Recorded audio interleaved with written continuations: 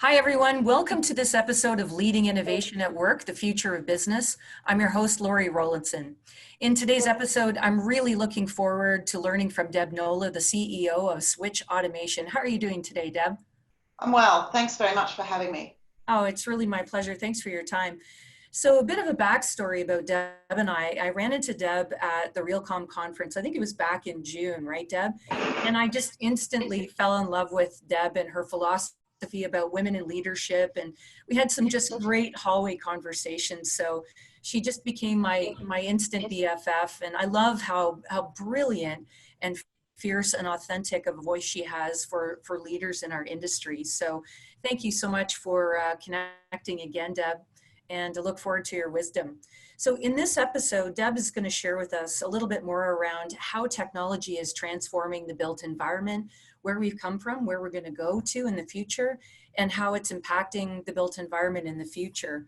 But just before we get started, Deb, I'm always so interested to hear how great women leaders without any blueprint, have got into a position of yours. You're the CEO of Switch Automation.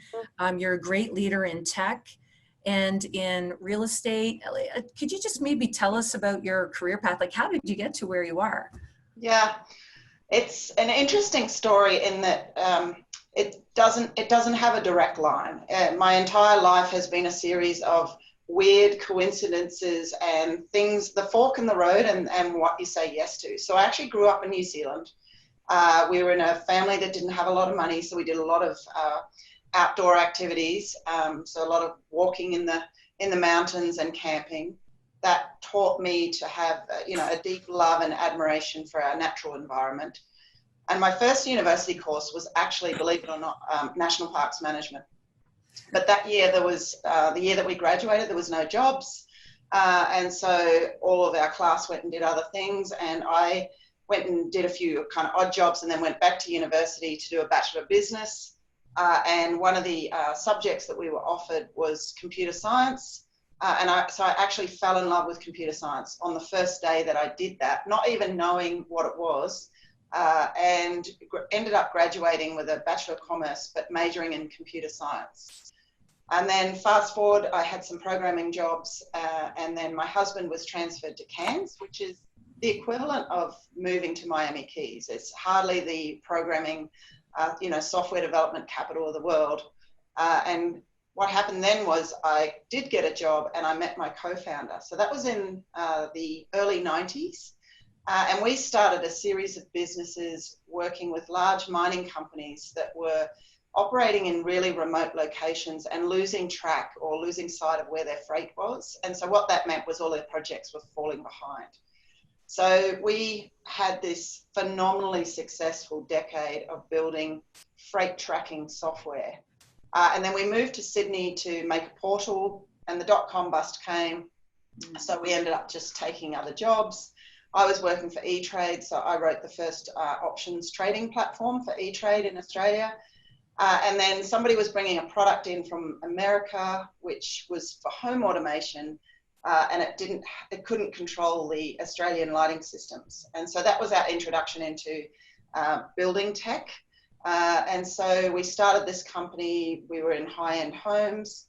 We realized that that was very difficult to scale, so then we pivoted into doing smart apartments. We had an enormous pipeline of apartments, about 5,000 apartments, and a cash flow positive business, but we saw the cloud. And so we actually threw everything out and started again and wrote everything into the cloud. And that was about the same time as we saw sustainability really starting to make an impact in enterprise.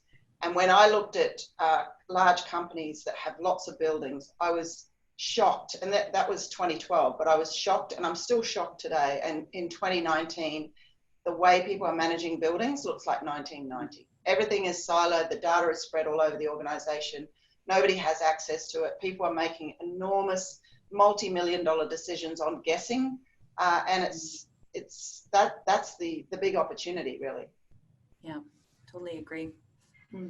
Well, why don't we get into thanks so much for your background. You know what I love about what you've said is you were in tune to that fork in the road, and you were just brave enough to try something different, follow your interests. But it's so interesting how each one of those experiences layered into a very rich outcome and arrived at where you're today. And I'm sure every one of those roles is influenced the offering that you provide today in some way. Even Yeah, that's totally correct. So my background gives me the love of how can we impact our natural environment.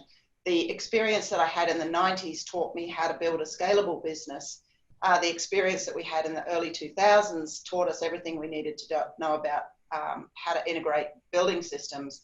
And then when the cloud came, I realized that I could take those three things, which is, you know, impact on the environment, scale, and building tech, and make a truly phenomenal business. So yeah, a series of good accidents. That's right. There are no coincidences, as they say, right? Yeah, yeah. So I can't wait to hear a little bit more about what you're going to share today on the future of technology and in real estate, and kind of where we've come from and where we're going to, and just your insights. Go right ahead, Deb. Sure. So this is, we've obviously done my background, so we can skip through that. So I believe that the next 5 to 10 years are going to be a dramatic transformation of real estate as it moves from this analog, disconnected, largely data drought world into the whole world of, you know, smart, connected, and digital. And I think it's not only the buildings that are going to be impacted, but all of the service industries that are involved in servicing buildings. And that doesn't matter whether you're talking about facilities management or energy efficiency, but there's going to be basically this enormous transition into digital models. And so I think the companies that are really prepared for that are going to be the ones that really benefit from that and grow dramatically. And I think it also is going to open up the market for people that are outside the industry to come in with new and different kinds of thinking, because the way that the digital transformation will support those new businesses. So that's kind of my thesis and my theory. And if you think about it, real estate is the largest industry on the planet, and has the least adoption of technology. And 3 years ago, no one cared about that. You know, the large real estate companies didn't care about it, the service industries didn't care about it, and mostly it was still being ignored. And now I think that opportunity is really apparent, and you can just witness the amount of money that is piling into Proptech, that everybody understands this is the next growth area. And it's honestly the biggest opportunity of everybody's lifetime, because it's only every now and then that you see these enormous transitions come along. And so I think it's a phenomenal, interesting time to be involved in this. But the big question is how? How do we get from this world of today, which is disconnected assets, siloed data, people and process, into that whole digital world? And that's the bit that I'm seeing is the bit that real estate companies really need to, and the service industry companies really need to understand, is you can't expect your current workforce to lead the charge on this. They haven't done this before. They are the people that have basically, you know, been the facilities managers whose phones ring day in, day out, and they know that old analog world. They understand building systems really well, but they don't necessarily understand how to do a scalable technology rollout. Sustainability people, they wrangle petabytes of data. They basically go through the same exercise every year, which is going all over the enterprise and encouraging and haranguing people to give up that information so that they can format it and press the button, but they're not actually moving towards a digital transformation. It's basically the same process every year. And then thirdly, the IT people who do have this experience don't necessarily understand building systems and wouldn't really even understand what a BACnet or Modbus device is. So they're really struggling with how to move their current way of thinking around technology into this future. And then lastly, you've got the property management people who have that whole customer facing relationship, and they're terrific with the customer side of things. So we see that there's by and large, a really a missing person in these enterprises for helping with that digital transformation. And when we look at our customers, and it's only recently that we've actually profiled the customers that we've won and why are they the early adopters. And there's actually a profile of a person who, I wish I could search for this person, because if I could search for this person, we would basically be hair on fire, rolling out buildings, 1,000 a week. But it's people like this guy here is Bill Lee. He was the head of real estate for Microsoft, and he's now the senior director of Proptech for Gar Capital, which are headquartered out of Hong Kong. So Goodwin Gar is quite forward thinking in that he's recognized that there's nobody in his existing workforce that understands technology and real estate. So these are not necessarily just technology people. They're actually more likely to be a real estate person with no fear and a lot of confidence around technology. So they just understand how technology scales and how they're going to bring that company along with them on that journey. So what we're trying to tell leaders of real estate is it needs to come from the top down. It needs to be a big, bold vision that basically encompasses and excites everybody in the company about where this is going to go. And I've seen some fantastic examples of this, by the way, where the leaders are saying, this is the new tomorrow, this is where we're going, and everyone's really excited about it. And then the second thing is you shouldn't have to go out and spend tens of millions of dollars in year one. Everybody has no shortage of data, no shortage of systems and devices and people that you can start with today. And this can be quite a relatively simple, cost-effective strategy where you start with what you have and build it from there. I mean, eventually you'll have everything smart, connected, digital, but you've already got things in place in your organization today, and you can start on that technology journey. So Bill's example of that was he looked at the Columbia Centre. They've already got a building management system that has open protocols. They've got metering. They've got lighting systems that can be controlled. So he knew that he could get $500,000 or more savings out of that building every year and increase the NOI of that building by over $10 million without having to spend very much money at all. And then I think the third thing, and this is so important, is real estate people spend their entire life thinking about risk and how to manage risk. But innovation actually requires a different appetite for risk, and that has to come from the leadership. It has to be a change of thinking in that an element of failure is okay. So it's about celebrating the wins, bringing everybody along on the journey with you, understanding that there will from time to time be some failure, and that's okay. And what we do is we learn from that. But only by introducing that culture of a new appetite for risk and how to control that heightened risk state, because obviously you don't want disasters, but it's only that that's actually going to allow your company to leap forward. So I think that's really important. But we think that the outcomes of these types of approaches will actually benefit all of those people that I spoke about earlier. So your facilities management people will be able to digitize their operations. They'll be able to move from reactive maintenance to proactive maintenance to predictive maintenance, and sometime in the future you're going to have fully autonomous buildings. The sustainability people will be able to automate that reporting, which will free up months of time and allow them to actually go and dig into that data to work out how to really substantially improve the carbon footprint. The IT people will understand that the buildings are safe and secure, and they'll know that rather than just hoping. And that the property management people, the customer facing people, are going to have information that they've never had that allow them to promote the company in ways around indoor air quality and wellness and productivity and utilization. So that's a whole nother conversation that landlords haven't been able to have up until now.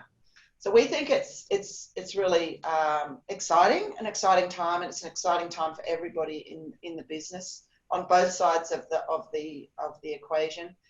And we also believe that there's going to be this question of who's going to make it and who's going to be left behind. And we sort of liken it to the Motorola versus the iPhone. You know, essentially, if you describe them to somebody, they're the same thing, but they're not. They have a dramatically different impact and a dramatically different outcome for your business. That's it. Well, thanks so much, Deb. There's a couple of things in there I wouldn't mind unpacking with you. If you've got a few more minutes, I wouldn't mind asking you some questions. So we've been talking about smart buildings and the fact that we do have data for quite some time. What do you think is holding us back? Like, we want this insight, we've been talking about it. What are kind of the big three things that you see are as obstacles to progress? Because we want it. Why aren't we getting it as fast as we Why is it 2019? Yeah. And we're still dealing with status quo. Well, firstly, it's hard. You know, everybody who has a large portfolio of buildings, they just have an enormous collection of different systems and devices. And there's actually nothing much that anybody can do about that. They're going to, over time, have buildings that have Siemens BMS or Schneider BMS or Honeywell BMS. They're going to have Lutron lighting and other lighting, but some of them will have metering and some of them won't. And if you take that into a large-scale retail environment, so for example, let's take a bank, they're going to have decade after decade where they've rolled out different technologies, smart thermostats, motion sensors, cameras, etc., or nothing at all. And that's the status quo. That's what people are dealing with. So when somebody sits and looks at that current environment and thinks, how on earth am I going to turn this portfolio into smart buildings? It seems like an overwhelming challenge. So I think that's the first thing. The second thing is we haven't been very good at teaching our existing real estate operations people about technology and how to undergo this journey. How do you go on this journey, and what are the steps, and how do we de-risk it and break it down into, you know, it's how to eat an elephant. You break it down into small pieces, and we haven't been very good at that. And there are not great examples or case studies of how people have done that. So I think those are two of the things. And then the third thing is just the inertia. There's no hair on fire. We need to do this. And I think that's actually the financial people need to really understand just how much opportunity they're leaving on the table by not doing this. And I don't think they understand that because the budgets look the same year on year on year. And nobody's done that dramatic transformation where somebody says, you know, we're running our portfolio at X per square foot and you're 3 times that. Are you really want to leave that opportunity behind? And then how do you see, like, one of the things you said earlier that really struck a chord is there is a lot of data that already exists. And I think that there's a stumbling point in translating it to insight. So there is a lot of data points. To your point, it is a very complex tapestry. It's getting more and more complicated as IoT devices and data comes from everywhere. So 2 points, the integration of that information instead of trying to own everything is really, I think, the future is how well you integrate. But do you agree with my statement that a lot of organizations are just not leveraging the data that they have? They're looking to some magic bullet with another device. Whereas it's like that, is it Paulo Coelho that talks about the diamond in your backyard, that you have the information already? Yeah. Do you agree with that, or what do you see? Yeah, I definitely agree with everything that you said there. But I think also the industry is a little bit to blame as well. So some of the new companies coming in designing solutions for a problem that the customer doesn't even see. Yes. You know, so I think that's some of the problem too, is like the Proptech companies are coming into the market, and we've been as guilty of this as everybody. It was coming in and solving for a problem that the customer might not necessarily recognize or relate to. So I think that is part of the problem. But definitely everybody has that data all over the organization. I think one of the big things, and this is definitely changing, I've seen this in the last 2 years, is 2 years ago, real estate companies did not value that data. They didn't care about it. They didn't care who owned it. They didn't care where it was. They didn't care about the privacy. And so they were quite happy for vendors to have that data sitting on their laptop or in their cloud hosted platform or in some dusty PC sitting underneath a desk that never gets backed up. And there was no sort of understanding that that data had value. So I think that's been a fundamental change in the last 2 years, where some of the more forward-thinking companies are going, hold on a second, where is that data? Where is it going? Who has it? Who has access to it? What happens if there was a breach? And then all of a sudden there's this new thinking around that. And so we're seeing companies start to look at that data as a corporate asset. Whereas 10 years ago, when I first came into this industry, that certainly was not the case. So I think that's a fundamental changing thought. And I firmly believe that that data in the future will be a revenue stream for real estate companies. So if you think about a really large company, let's just pull one off the top of our head. Let's say MasterCard, take a global lease with Brookfield. And they are one of the value props that Brookfield can add back to their tenant, like MasterCard, is you've leased space off us. This is how the space is being used. This is when people are coming in, when they're leaving. This is how they're working together. This is why you're winning or losing in the innovation race. And I think that's one of the big fundamental changes in the industry. And I'm going to give WeWork credit for that. I think WeWork really drove that thinking that landlords or people that are leasing space need to be providing something other than just space. That's like, boom, that's a really great insight. I couldn't agree with you more. But it's interesting, this as a service concept is permeating everything, right? And data as well. I mean, if you look at other examples, Google's done that, right? They build an entire business model off of that, as have other companies, but they just did such a great job of it. And in the real estate context, to your point around WeWork, they've really taken it to a different level that we're trying to emulate. Yeah. So, and then I just want to talk a little bit about the services companies too, because when I first came to the US in 2013, I went up and down the West Coast talking to all of the service companies. So everybody who was in the business of commissioning or energy performance or energy efficiency or facilities management, I talked to every company I could think of around a digital model, because all of those companies currently are in market on a labor-driven model. I've got 100 people, I need to get 30 billable hours. I hire these people, I get them onto projects, and I charge a margin on that. And if you think about how we work with other service companies in our own lives or in our own businesses, and I'm going to use our accountants as an example. I don't bid my accounting work out every year. I have an ongoing relationship with my accountant because they've got my files, they know the business, they understand where we're going and where we've been. And so every year when I come to do my tax returns, I don't go and bid that work out to 3 different accountants and give it to the one that's the cheapest. And the business that we built in the 90s, John and I, was essentially a consulting business. So it was a labor-driven model. And I was watching all through the 90s, the Amazons of the world that were building technology-driven models where you can scale enormous businesses off technology rather than off the labor in your business. And I think the engineering companies have one of the biggest opportunities here to move to this digital model where they have this ongoing relationship with the customer.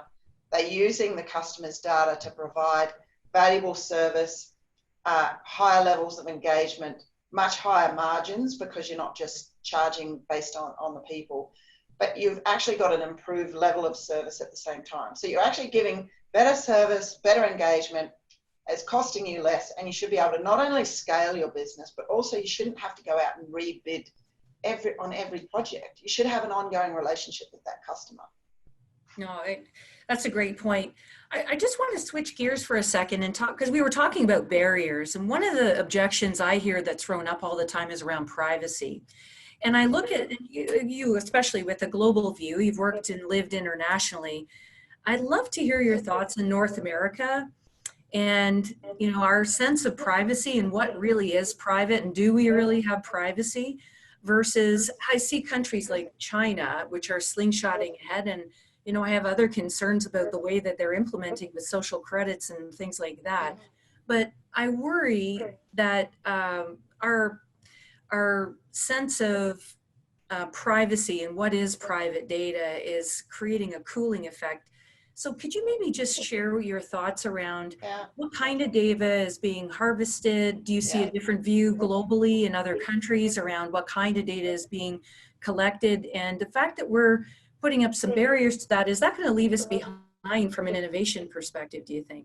So I think the first thing is the last 20 years are worse than the next 10. In the last 20 years, people put backdoors into people's buildings so that they didn't have to get out of bed at 11 o'clock at night and go and service a service call. So most people have backdoors into their buildings that they're not even aware of. And so they have privacy and cyber concerns that they're not even aware of. So I think that is one thing that I think everybody should acknowledge, is that until you have some sort of site audit, you don't know what vulnerabilities you're already exposed to. That's the first thing. The second thing is around personal data. So we are really careful as a company to never step over the line of personal data. So we collect occupancy data in terms of the numbers of people and the areas of the building that are being used and the time of day, but we would never collect who. So we don't ever collect any information around the identity of the person. So the only identity information that we ever have is if you have a user login to our platform. So if you're one of the customers or service people that are using Switch, you will have a login with your email, you'll have a hash encrypted password, and we will know your role. So if you're the VP of operations, we'll know that. And that's about it. So that's the view that we've taken on privacy, is that people want to understand how their buildings are being used. If they want to collect that who information, then they're going to have to do that in a separate application, because our company wouldn't step over that line. In terms of globally, Europe is driving the privacy conversations with the whole GDPR. And because we're a global company, we're adhering to GDPR, and that's kind of the highest standards of privacy. And so we kind of feel pretty comfortable with the privacy conversations because of that. And because of our customers, we've gone through enormous cyber reviews from the gateway right through to the cloud. We're about to do a project with a defense company. So, we obviously satisfied a lot of those cyber requirements. I think one of the things you mentioned, just to build on your answer, was it must have been one of our great hallway conversations, was around, how you're actually using data to enable the experience and tying it into the change management experience. Mm-hmm. So instead of just installing a sensor, just help people understand, hey, the reason that we're doing this is so we can operate our buildings more efficiently and deliver to the bottom line.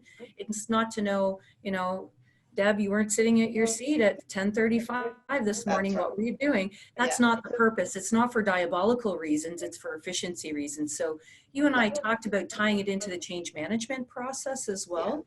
Yeah. And I think the other thing to underline in what you said was the culture of the client is different. So if you've got unionized or government versus tech, that company that put the implant in their finger so that they get fist bump the vending machine. I mean, two wildly different companies that have very different sense of culture and privacy. So you're able to tune it to whatever matters to them as part of the change management process as well. Yeah, and I think that's where the customer itself is changing and driving the adoption of different tech. So one of our leading customers that's been on our platform for 3 years and has just expanded and renewed for another 5, they are a large commercial real estate company. They would be seen by many as being a traditional real estate company. But by and large, what drove them first and foremost was improving the customer experience of their tenants. They wanted to be known as a landlord of choice. They care passionately about comfort, and they don't want their tenants to come to work and experience hot, cold, or uncomfortable spaces. They wanted to use data and analytics to know when their customers were going to be hot or cold and manage that proactively. And that could be as simple as calling the tenant and just saying, look, we understand that you've got a hot meeting room down there. We totally feel for you. We've got technicians coming, but they're not going to be able to come until Wednesday. In the meantime, we've booked you another meeting space down on the second floor. You're more than welcome to join to use that. That is a different way of thinking to, say, 5 years ago, where you had to experience the hot meeting room. It had to be bad enough for you to try and think, hey, you're going to log that call. Then you go figure out it's got to go through that ticketing system, and then you log it. You're probably just going to experience the hot space and grumble about it. So where that actually becomes interesting is that we're turning the whole process around that from being totally reactive to totally proactive. So potentially you can de-escalate the problem. So instead of it being an emergency work order that costs you, $1,000 to get a technician out on site today, you can de-escalate it by maybe turning off one of the units and letting one of the other ones compensate for it. You can advise your clients what's going on. You can manage that process. It's a little bit like how the airline industry have moved from just, things haphazardly having delays and you having to figure it out as you're sitting in the airport, to them being proactively telling you, and it just makes you feel so much better that you know what's going on. You've got a 3-hour delay, so you can go and have a meal, you can catch up on some work instead of just having no understanding of what's going on. So I think that's the piece that I think is where landlords are really changing their way of thinking and the relationship with their tenants. I hear a lot about communication and transparency and just keeping people informed so they can be more productive. I mean, it sounds so simple, but it's something that we can always do better, and it adds a lot of value to the constituents and informing their decisions and how they deal with things. So it's all true. Yeah. Well, Deb, thank you so much. I'm always so enlightened every time we have a conversation. You always add a lot of value and insight. If there's anybody that wants to find out more about Switch Automation or yourself, how could they find out more? Follow you on social media, or what do you recommend? Yeah, we're pretty active on social media, and our website, switchautomation.com, has an email link where you can contact us. And we love these conversations. I mean, I think the whole future is a really exciting place. I think there's an enormous amount of opportunity for young people coming into this industry, great career growth. You're seeing that with people that are jumping. Always happy to talk to people about that as well. I think, it's a bright future. I totally agree. If you haven't had a chance to see Deb speak at an event, she often does the speaking circuit. Don't miss her. She is not only the CEO of Switch Automation, but she's a great thought leader. And we always have really intellectual, forward-thinking discussions whenever we're together. So I'm so pleased to have so much of your time, Deb, and it's so great to know you. I have one more bonus question for you. Okay. The audience that that follows me also are avid readers like I am, and I always love book recommendations. So are you reading any books right now, or do you have a favorite book that you'd like to recommend to the audience that you could share? Well, my favorite book is one more for people that are entrepreneurs maybe than in the building space, but it's The Hard Thing About Hard Things, which was written by Ben Horowitz, who was one of the founders of Netscape, the first browser that opened up the internet to regular people. So he had a phenomenally successful startup back in the 90s. And then just before the dot-com, he was the CEO of a company that was really struggling. And his stories are so raw and so close to the heart of anybody who's built a business like this. So I sort of tell everybody to read that if you're starting a business, but also if you're working for a startup entrepreneur, it's probably a great read so that you actually understand what that journey is like for those people. But there's also, every chapter has some really great business ideas in there as well. Even just simple things like how to run a one-on-one effectively. It sounds like a great lesson in persistence as well, which quite frankly, whether you're in a startup or not, I think we could all benefit from, right? Certainly in this industry. Yeah, and as we change so quickly, I think everybody could develop that skill or that muscle, right? Yeah. Well, thank you so much for sharing. And I'm not very often stumped on my book list, and I haven't read that one, so I'm going to, Deb. I'm going on holidays in a few weeks, so I'll be sure to read that one. Thank you for being so generous with your time. Please, please follow Deb Noller on social media or her company, Switch Automation. They're a great organization. Please see her at an upcoming event. Thank you so much for your time today, Deb. Thank you so much. Appreciate it. Take care. Bye.